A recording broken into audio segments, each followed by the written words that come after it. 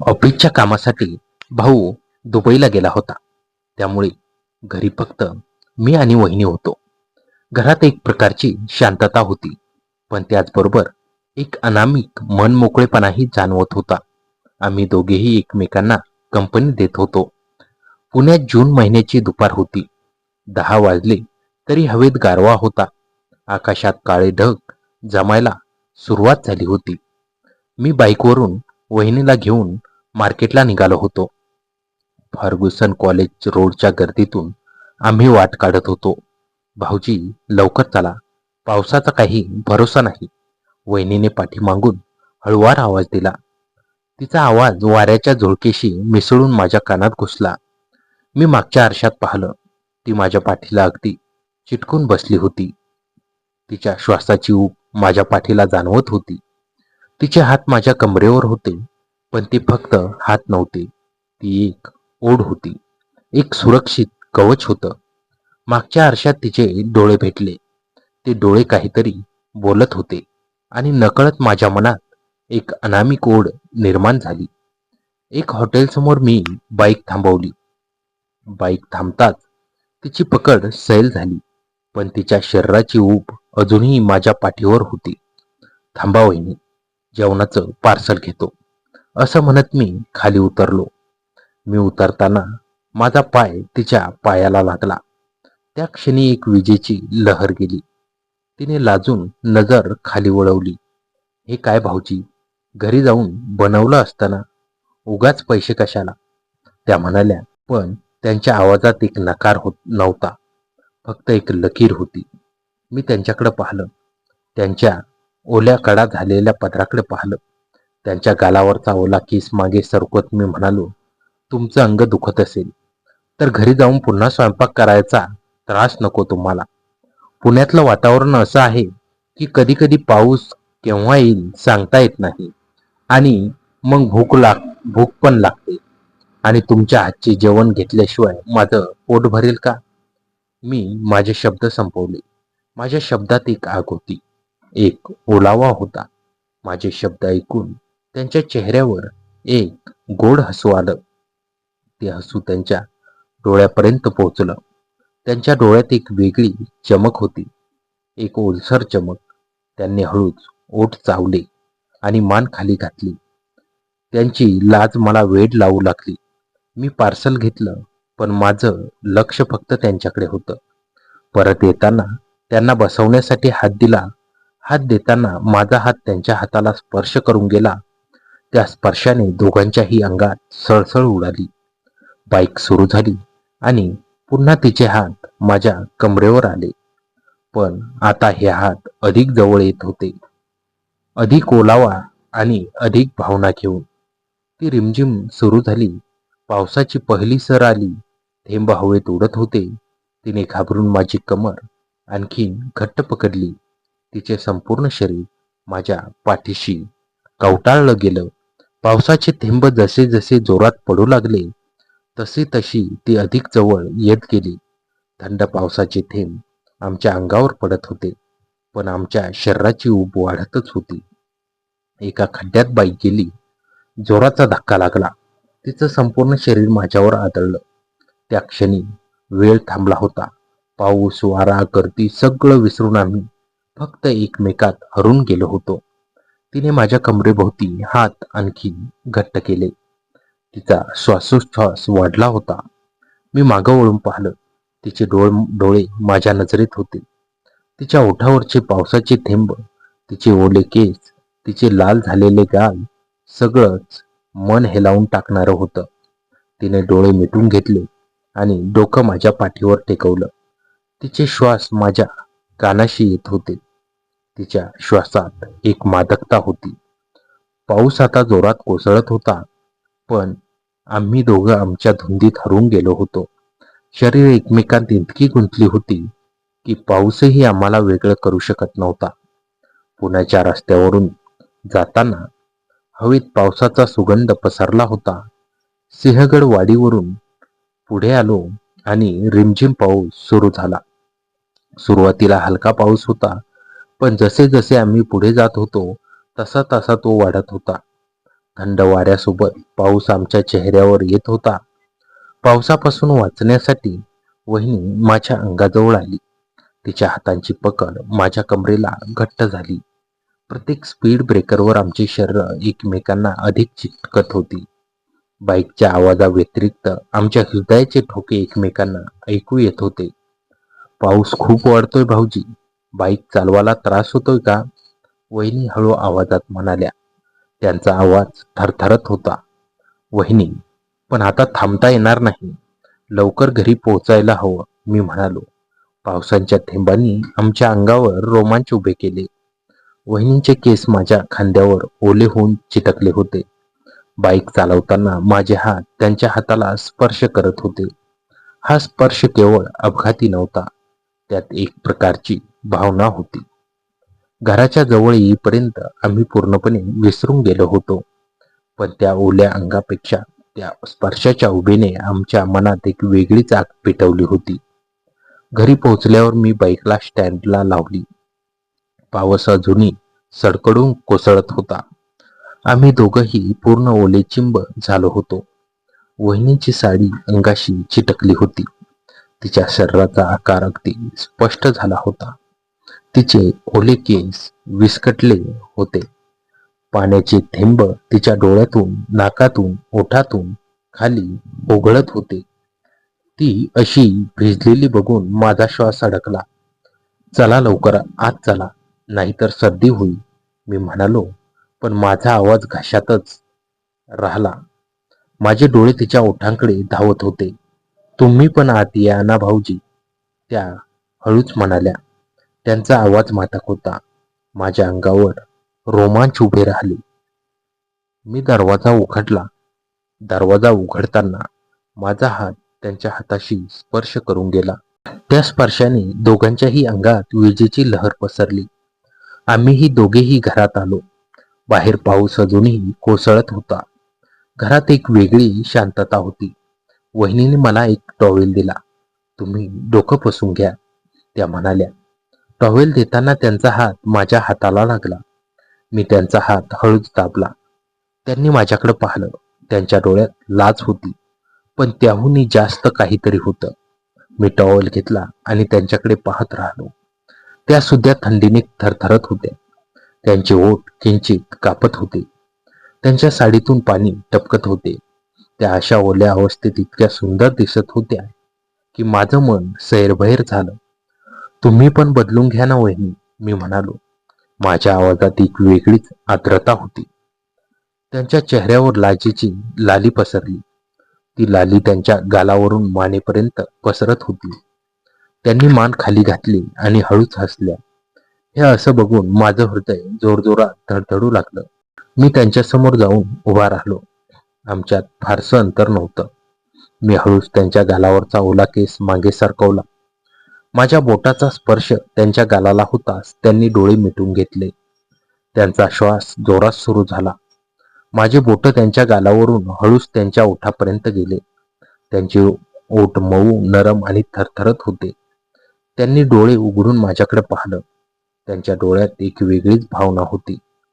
त्या भावनेत लाज होती, भीती होती, पण त्याहूनही अधिक आकर्षण होतं, ओढ होती, प्रेम होतं, जे आमच्यातील वाढलेल्या जवळीकीची साक्ष देत होतं. जेवणानंतर आम्ही दोघेही हॉलमध्ये बसलो. बाहेर अजूनही पाऊस रिमझिम सुरू होता आणि पुण्यातल्या जूनच्या थंड वातावरणाने एक वेगळीच शांतता तयार केली होती. टीव्हीवर काहीतरी सुरू होतं, पण आमचं लक्ष त्यात नव्हतं. आम्ही एकमेकांकडे पाहत होतो आणि आमच्या डोळ्यात एक नवीन चमक होती. आजपर्यंत मनात दडलेल्या भावना आता बाहेर येत होत्या. भाऊजी, आज तुम्ही खूप काळजी घेत आहात माझी, वहिनी हळूच म्हणाल्या. तुम्ही नसता तर मला एकटं वाटलं असतं. त्यांच्या या बोलण्याने माझ्या मनात एक वेगळीच भावना निर्माण झाली.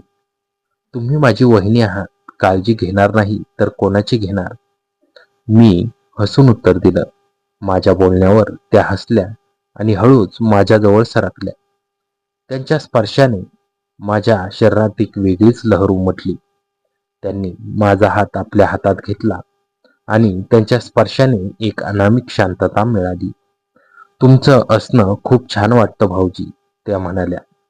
त्यांच्या डोळ्यात पाहिल्यावर मला कळलं की आमच्यात एक नवीन नातं तयार होत आहे. ते नातं फक्त वहिनी दिराचं नव्हतं, त्याहून काहीतरी अधिक होतं. मी हळूच त्यांचा हात दाबला. वेळ कसा गेला कळलंच नाही. आम्ही एकमेकांशी बोलत राहिलो, आमच्या भावना व्यक्त करत राहिलो. आमच्यातलं अंतर कमी होत होतं. एक क्षण मी त्यांच्याजवळ गेलो आणि हळूच त्यांचा हात माझ्या गालावर ठेवला. त्यांच्या डोळ्यातून पाणी आलं. काय झालं वहिनी? मी विचारलं.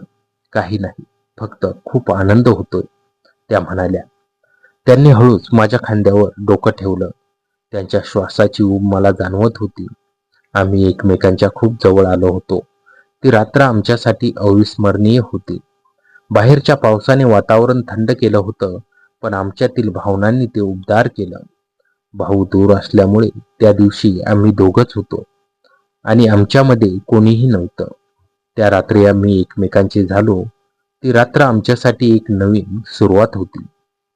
त्या रात्रीनंतर घराचं वातावरण पूर्णपणे बदलून गेलं होतं. बाहेर पडणाऱ्या पावसाच्या प्रत्येक थेंबासोबत आमच्या मनातील अंतरही कायमचं मिटलं होतं. सकाळी जेव्हा माझी नजर उघडली, तेव्हा पुण्याच्या खिडकीतून येणारा कोवळा प्रकाश थेट बेडवर पडत होता. रात्रीच्या पावसाने हवेत एक सुखद गारवा सोडला होता, पण खोलीत अजूनही रात्रीच्या त्या उबदार आठवणींचा सुगंध रेंगाळत होता. मी उठून हॉलमध्ये आलो तर वहिनी किचनमध्ये चहा बनवत होत्या. त्यांनी साडीचा पदर कमरेला खेचला होता आणि त्यांच्या ओल्या केसातून पाण्याचे थेंब अजूनही हळुवारपणे खाली गळत होते. रात्रीच्या त्या सुंदर क्षणांची जादू त्यांच्या चेहऱ्यावर स्पष्ट दिसत होती. त्यांचा चेहरा अधिकच खुलून आणि सतेज दिसत होता. गुड मॉर्निंग वहिनी, मी मागे जाऊन हळूच म्हणालो. माझा आवाज ऐकताच त्या दचकल्या, पण त्यांच्या चेहऱ्यावर लागलीच लालजेची लाली पसरली. त्यांनी वळून माझ्याकडे पाहिलं. त्यांच्या डोळ्यात कालचीच ओढ होती, पण आता त्यात एक हक्काची भावना मिसळली होती. गुड मॉर्निंग भाऊजी. रात्री शांत झोप लागली ना? त्यांनी मान खाली घालत विचारलं. झोप तर खूप छान लागली, पण स्वप्न अजूनही संपलं नाही असं वाटतंय. मी त्यांच्या अगदी जवळ जात त्यांच्या नजरेला नजर भिडून म्हणालो. त्यांनी चहाचा कप खाली ठेवला आणि मागे सरकण्याचा प्रयत्न केला, पण किचनच्या ओट्यामुळे त्यांना मागे जाता आलं नाही. मी त्यांच्या आणखीन जवळ गेलो. आमच्यातलं अंतर पुन्हा एकदा नाहीसं झालं होतं. त्यांच्या श्वासांचा वेग वाढला होता. मी हळूच माझे दोन्ही हात त्यांच्या कमरेवर ठेवले, ज्या कमरेला काल त्यांनी बायकोवर घट्ट पकडलं होतं. माझ्या स्पर्शाने त्यांच्या अंगावर सरसरून काटा आला. भाऊजी, कोणीतरी येईल, चहा थंड होतोय, त्या थरथरत्या आवाजात म्हणाल्या. पण त्यांचा विरोध फक्त शब्दात होता. त्यांच्या डोळ्यात मात्र पूर्ण शरणागती होती. घरात आपल्याशिवाय कोणीच नाहीये वहिनी, आणि आज तर भाऊही परत येणार नाहीये. मी त्यांच्या कानात जाऊन हळूच कुजबुजलो. माझ्या श्वासांची ऊब त्यांच्या गळ्याला लागताच त्यांनी आपले डोळे मिटून घेतले.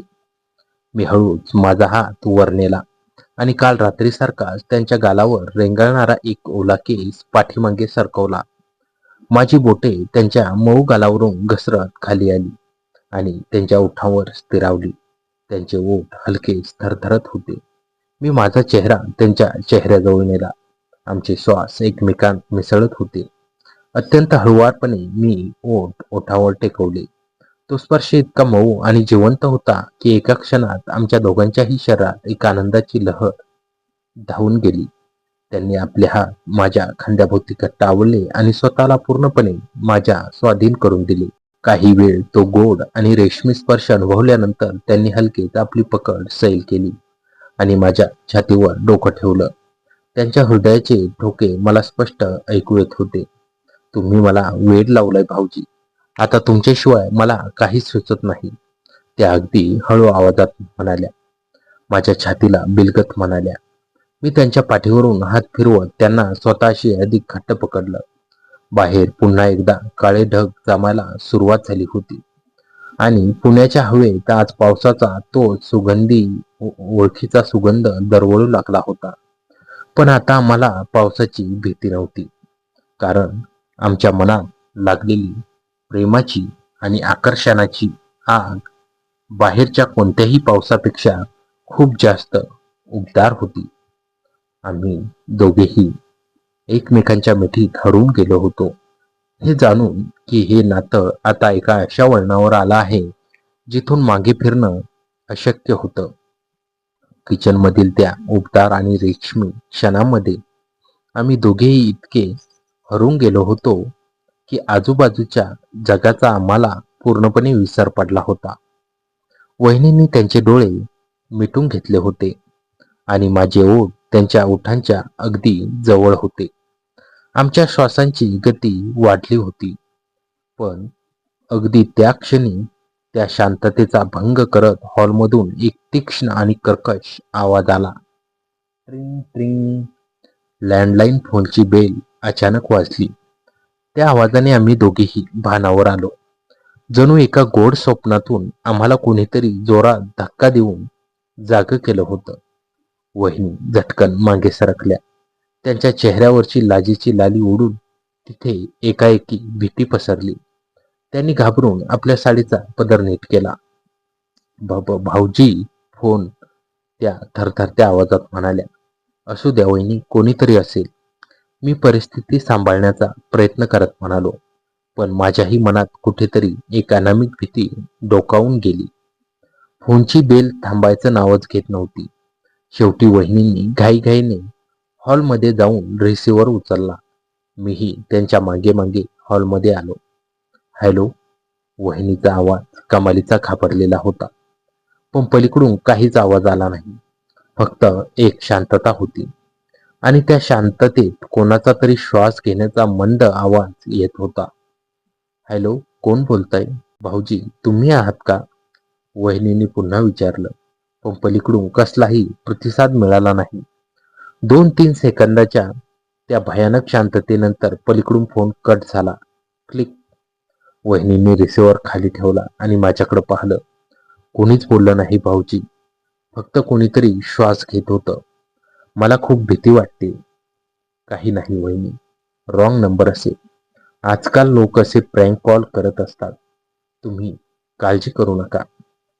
मी त्यांना धीर दिला. पण खरं सांगायचं तर माझा स्वतःचा जीवही एकाएकी टांगणीला लागला होता. पुण्यातल्या त्या जूनच्या सकाळी खोलीत अचानक एक गूढ गारवा पसरला होता. आम्ही दोघेही सोफ्यावर येऊन बसलो. चहाचे कप टेबलवर पडले होते, पण आता त्या चहाची ऊब निघून गेली होती. आमचं लक्ष टीव्हीकडे होतं, पण डोक्यात मात्र वेगवेगळ्या शंकांचं चक्र फिरत होतं. तितक्यात वहिनींच्या मोबाईलवर एका मेसेजची टोन वाजली. टिंग. वहिनीने सोफ्यावर पडलेला मोबाईल उचलला आणि मेसेज उघडला. मेसेज उघडताच त्यांच्या हातातील मोबाईल थेट जमिनीवर पडला. त्यांचा चेहरा पांढरा फटाक झाला होता आणि डोळे भयाने विस्फारले होते. काय झालं वहिनी? मी घाबरून विचारलं आणि जमिनीवर पडलेला मोबाईल उचलला. स्क्रीनवर एका अनोळखी नंबरवरून मेसेज आला होता. मराठी टाईप केलेलं होतं. काल रात्री पुण्याच्या पावसात आणि बंद दाराआड जे काही घडलं ते खूप सुंदर होतं, नाही का भाऊजी आणि वहिनी? माझं हृदय एका क्षणासाठी थांबल्यासारखं झालं. कपाळावर घामाच्या धारा वाहू लागल्या. काल रात्री घरात फक्त मी आणि वहिनीच होतो. दरवाजा आतून बंद होता. मग हे कोणाला आणि कसं माहीत पडलं? आमच्यावर कोणी लक्ष ठेवून होतं का? मी लगेच त्या नंबरवर कॉल लावण्याचा प्रयत्न केला, पण पलीकडून आवाज आला, तुम्ही संपर्क साधत असलेला नंबर सध्या कव्हरेज क्षेत्राच्या बाहेर आहे. भाऊजी, आता काय होणार? जर हे कोणाला कळलं तर? भाऊंना कळलं तर मी काय तोंड दाखवू? वहिनींना रडू कोसळलं. त्या पूर्णपणे खचून गेल्या होत्या. वहिनी, शांत व्हा. स्वतःला सांभाळा. मी असताना काहीच होऊ देणार नाही. मी त्यांचा हात हातात घेतला, पण यावेळी त्या स्पर्शात काल रात्रीची ओढ नव्हती, तर एक सुन्न करणारी भीती होती. मी विचार करू लागलो. काल रात्री आम्ही फर्ग्युसन कॉलेज रोडवरून आलो. हॉटेलवरून पार्सल घेतलं. सिंहगड रस्त्यावरून घरी आलो. रस्त्यात कोणी आमचा पाठलाग केला होता का, की घरात आधीपासूनच कोणीतरी काही लपून ठेवलं होतं?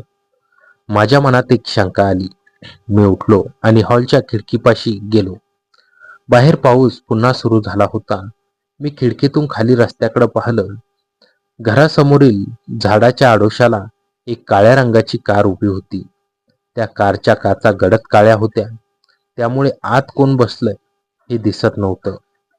पण त्या कारची हेडलाईट आमच्या घराच्या दिशेने चमकत होती. मला खात्री झाली, कोणीतरी अत्यंत नियोजनबद्ध रीतीने आमच्यावर लक्ष ठेवून होतं आणि त्या व्यक्तीला आमच्या प्रत्येक हालचाली माहीत होत्या. तितक्यात वहिनींच्या फोनवर पुन्हा एकदा मेसेज आला. मी धावत जाऊन फोन हातात घेतला. यावेळच्या मेसेजमध्ये एक फोटो अटॅच होता. तो फोटो पाहताच माझे पाय जमिनीला खिळले. तो फोटो काल रात्रीचा होता, जेव्हा मी आणि वहिनी पूर्णपणे ओलेचिंब होऊन घरात आलो होतो आणि हॉलमध्ये मी त्यांचा हात पकडून त्यांच्याजवळ उभा होतो. खिडकीच्या एका लहानशा फटीतून तो फोटो अगदी स्पष्टपणे काढण्यात आला होता. खाली लिहिलेलं होतं, 10 लाखाची व्यवस्था करा, नाहीतर हा फोटो आणि काल रात्रीचे काही व्हिडिओज थेट दुबईला तुमच्या भावाच्या मोबाईलवर पोहोचतील. तुमच्याकडे फक्त आजची रात्र आहे. खोलीतली शांतता आता अधिकच भयानक झाली होती. बाहेर पावसाचा गडगडाट सुरू झाला होता, पण घरातल्या सस्पेन्स आणि भीतीने आमच्या श्वासांची गती रोखून धरली होती. तो ब्लॅकमेलर कोण होता? त्याला आमच्या घरातलं सगळं कसं माहीत होतं? आणि सर्वात महत्त्वाचे म्हणजे आजची रात्र संपण्यापूर्वी आम्ही या चक्रव्यूहातून कसे बाहेर पडणार होतो? त्या मेसेजने आमच्या पायाखालची जमीन सरकवली होती. खोलीत पसरलेली ती भयानक शांतता बाहेर पडणाऱ्या मुसळधार पावसाच्या आवाजापेक्षाही अधिक कंठाळोळ्या बसवणारी होती. वहिनी सोफ्यावर डोक्याला हात लावून बसल्या होत्या. त्यांच्या डोळ्यातून अश्रू थांबत नव्हते. ज्या नात्यात काल रात्रीपर्यंत एक अनामिक ओढ आणि सुखद उबदारपणा होता, तिथे आता केवळ भीती, पश्चाताप आणि काळजीत टाकणारा सस्पेन्स उरला होता. भाऊजी, आता काय करायचंय? भाऊंना हे कळलं तर सगळं संपून जाईल. मी त्यांच्याशी नजर कशी मिळू? वहिनींचा आवाज भीतीने थरथरत होता. मी त्यांचा हात हातात घेतला. यावेळी तो बर्फासारखा थंड पडला होता. वहिनी, घाबरू नका, मी आहे ना. सर्वात आधी स्वतःला सांभाळा. रडल्याने यातून मार्ग निघणार नाही. आपल्याला शांत डोक्याने विचार करावा लागेल. मी त्यांना धीर देण्याचा प्रयत्न केला, पण आतून माझंही मन वेगवेगळ्या शंकांनी घेरलं गेलं होतं. मी पुन्हा एकदा खिडकीच्या पडद्याआडून खाली रस्त्याकडे पाहिलं. ती काळ्या काचांची कार अजूनही तिथेच उभी होती. पावसाच्या धुसर वातावरणात तिचे दिवे आमच्या घराच्या मुख्य दरवाजावर रोखलेले होते. जणू ती गाडी नसून आमच्यावर लक्ष ठेवणारा एखादा जिवंत राक्षस होता. 10 लाख रुपये, एवढी मोठी रक्कम एका दिवसात कुठून आणणार? आणि समजा पैसे दिले तरी तो माणूस थांबेल याची काय गॅरंटी? तो पुन्हा ब्लॅकमेल करणार नाही कशावरून? या विचाराने माझ्या डोक्यात प्रकाश पडला.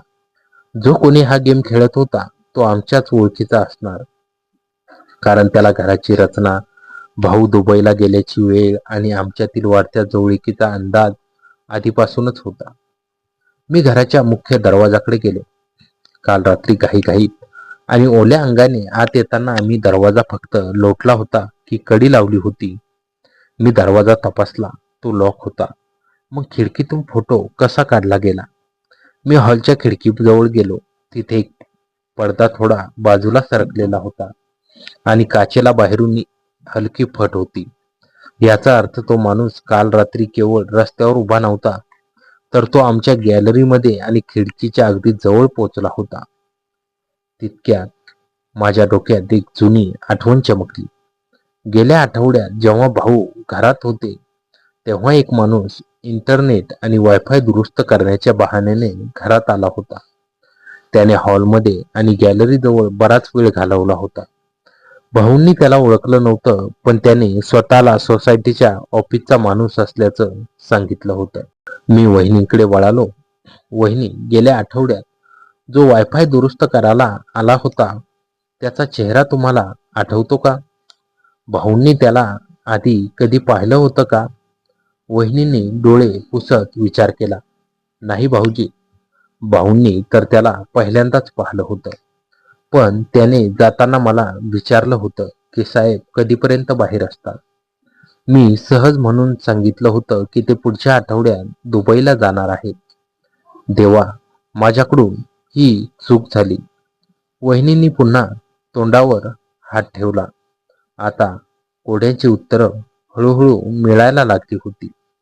तो माणूस कोणतीही दुरुस्ती करायला आला नव्हता, तर तो रेड करायला आला होता.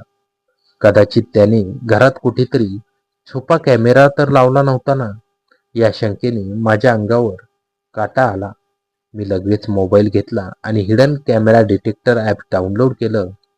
मी आणि वहिनींनी मिळून हॉल, बेडरूम आणि किचन मधील प्रत्येक कोपरा तपासायला सुरुवात केली.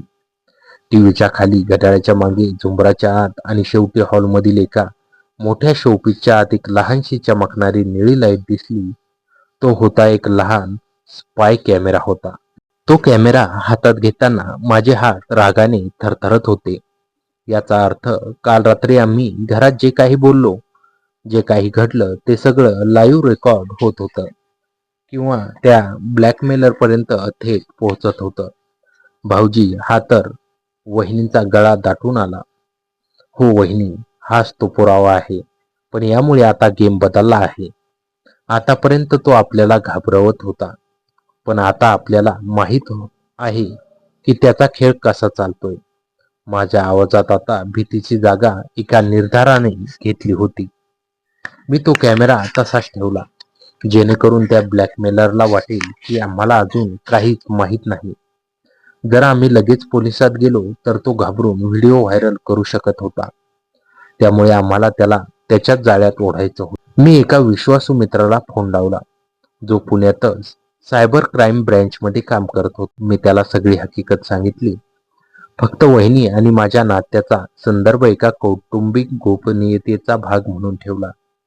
त्याने मला धीर दिला आणि म्हणाला, तू फक्त त्याला हो म्हण आणि पैशाच्या डिलिव्हरीची वेळ ठरव. बाकी आम्ही सांभाळू. मी त्या अनोळखी नंबरवर मेसेज टाईप केला. आम्ही 10 लाखाची व्यवस्था करायला तयार आहोत, पण आम्हाला खात्री पाहिजे की पैसे घेतल्यावर तू सगळे व्हिडिओ डिलीट करशील. आज रात्री 12 वाजता सिंहगड रस्त्यावरील कालव्याच्या जवळील पडक्या गोदामापाशी ये. 2 मिनिटात पलीकडून रिप्लाय आला, हुशार मुलगा. रात्री 12 वाजता एकट्याने यायचं. जर पोलीस किंवा शहाणपणा दिसला तर व्हिडिओ एका क्लिकवर तुझ्या भावाच्या आणि तुझ्या नातेवाईकांच्या व्हॉट्सअप ग्रुपवर असेल. मेसेज वाचून मी वहिनींकडे पाहिलं. त्यांच्या डोळ्यात अजूनही काळजी होती, पण माझ्या चेहऱ्यावरील आत्मविश्वास बघून त्यांना थोडा धीर मिळाला होता. वहिनी, आज रात्री या ब्लॅकमेलिंगचा खेळ कायमचा संपणार आहे. तुम्ही घरातच राहा. दरवाजा आतून बंद करून घ्या, मी म्हणालो. बाहेर पाऊस थांबला होता, पण आकाशात अजूनही काळेकुट्ट ढग होते. पुण्याच्या रस्त्यावर रात्रीचे 11 वाजले होते आणि हवेत एक शांत, गूढ शांतता पसरली होती. मी एका बॅगेत खोटे कागदपत्र आणि वर काही नोटा ठेवून बॅग तयार केली होती. घरातून बाहेर पडताना वहिनींनी माझा हात धरला. भाऊजी, काळजी घ्या. माझ्यामुळे तुम्ही संकटात पडला. त्या भाऊक होऊन म्हणाल्या, असं म्हणू नका वहिनी. जे काही घडलं त्यात दोघांचीही संमती आणि भावना होत्या. मी तुम्हाला कधीच एकटं सोडणार नाही.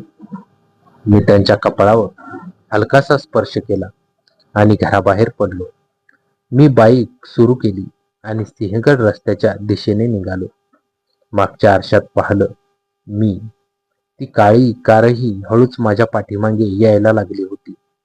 सस्पेन्स आता याच्या अंतिम टप्प्यावर पोहोचला होता.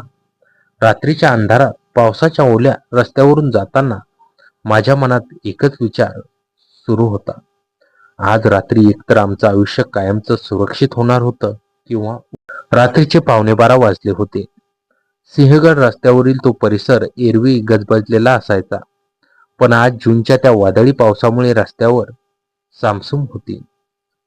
कालव्याच्या कडेने जाणारा रस्ता अंधारात बुडालेला होता आणि केवळ रस्त्यावरील पिवळ्या दिव्यांचा प्रकाश ओल्या डांबरावर चमकत होता.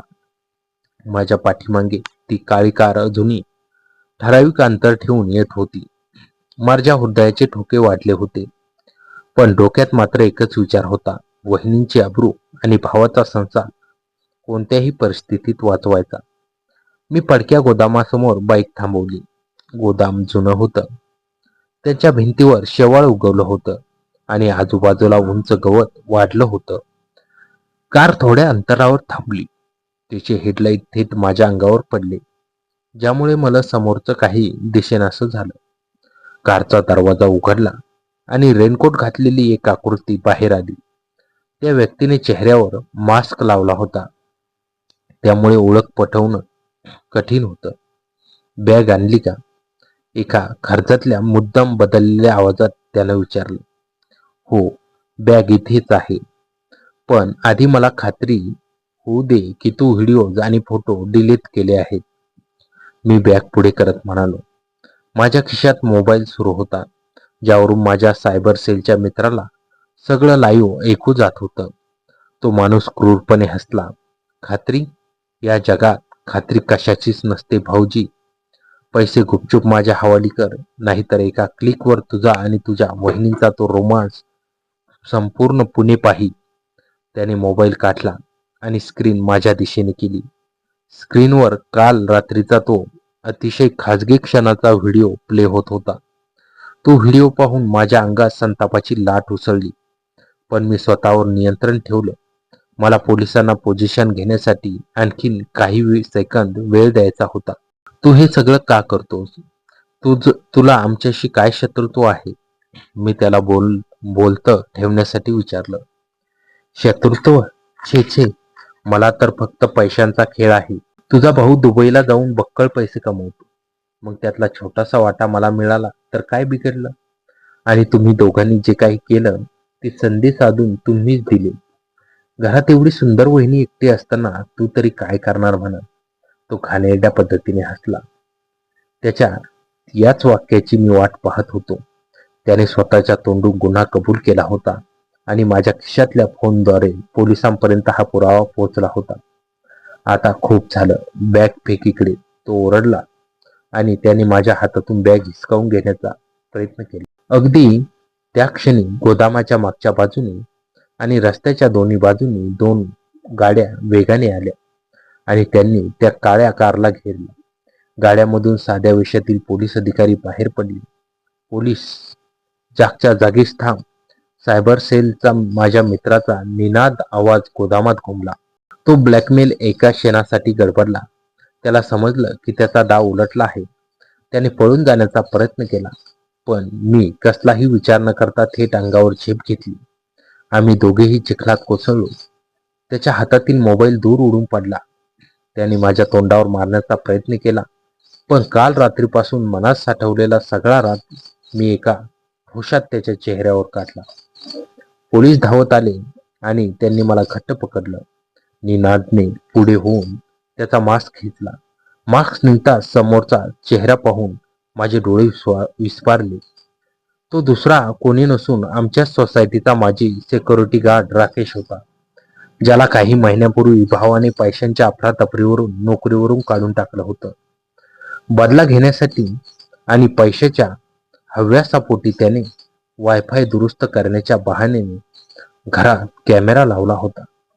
निनादने तातडीने राकेशचा फोन जप्त केला आणि सायबर टीमने काही मिनिटातच क्लाउडवरील आणि फोनमधील तो सर्व डेटा, व्हिडिओज कायमचे डिलीट केले. राकेशला पोलिसांनी व्हॅनमध्ये टाकलं. काळजी करू नकोस, सगळा डेटा नष्ट केला आहे.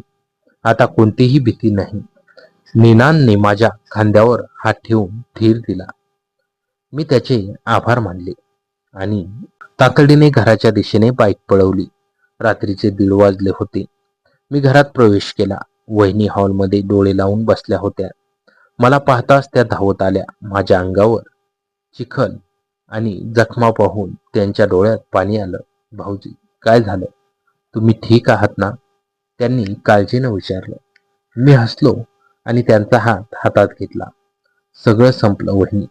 तो ब्लॅकमेलर पकडला गेला. तो आपल्याच सोसायटीचा जुना गार्ड होता. पोलिसांनी त्याच्याकडचे सगळे व्हिडिओ आणि फोटो कायमचे डिलीट केले आहेत. आता आपल्याला कोणताही धोका नाही. माझे शब्द ऐकून वहिनींच्या चेहऱ्यावरचा सगळा ताण नाहीसा झाला. त्यांच्या डोळ्यातून आनंदाश्रू वाहू लागले. भीती दूर होताच त्यांना भावनांवर नियंत्रण ठेवता आलं नाही आणि त्यांनी थेट मला घट्ट मिठी मारली. या मिठीत काल रात्रीसारखी मादकता नव्हती, तर एक अथांग कृतज्ञता, सुटकेचा श्वास आणि सुरक्षिततेची भावना होती. बाहेर पावसाचा जोर आता पूर्णपणे ओसरला होता. आकाशातले काळे ढग बाजूला सारून चंद्राचा हलका प्रकाश खिडकीतून आत येत होता. काल रात्री सुरू झालेलं ते वादळ, ज्याने आमचं आयुष्य उद्ध्वस्त करण्याची धमकी दिली होती, ते आता शांत झालं होतं. आम्ही दोघेही सोफ्यावर एकमेकांचा हात धरून बसलो होतो. आम्हाला ठाऊक होतं की या संकटाने आमच्यातील नातं आणखी घट्ट केलं होतं. पण आता त्या नात्यात केवळ शारीरिक ओढ नव्हती, तर एकमेकांसाठी कोणत्याही थराला जाण्याचा आदर आणि विश्वास होता. पुण्याच्या त्या संत पहाटेत आम्ही एका नव्या आणि सुरक्षित सुरुवातीची वाट पाहत होतो. तर मित्रांनो, कथा कशी वाटली कमेंटमध्ये नक्की कळवा आणि चॅनलवर नवीन असाल तर आता सबस्क्राईब करा. धन्यवाद.